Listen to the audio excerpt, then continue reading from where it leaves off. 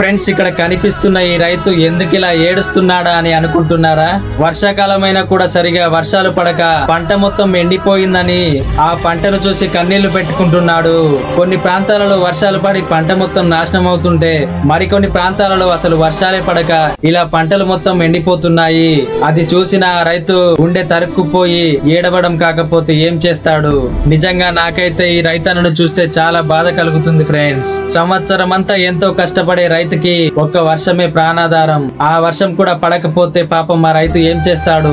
నీటిని ఎక్కడి నీకెళ్ళి తీసుకొస్తాడు? వరుణదేవుడు కరుణిస్తేనే కదా పంటలు చక్కగా పండి దేశం సుభిక్షంగా ఉండేది. ఫ్రెండ్స్, మనం ఇలాంటి దృశ్యాలు చూసైనా మనకి వీలైనన్ని చెట్లని నాటుదాం. అది కుదరకపోయినా కనీసం మనం పుట్టిన రోజుకైనా ఒక్క మొక్కని నాటడానికి ప్రయత్నిద్దాం. ఇలాగైనా చెట్ల సంఖ్యలు పెరిగి వర్షాలు జోరుగా కురుస్తాయని నా నమ్మకం. ఫ్రెండ్స్, మీరేమంటారో తప్పకుండా కామెంట్ లో తెలియజేయండి.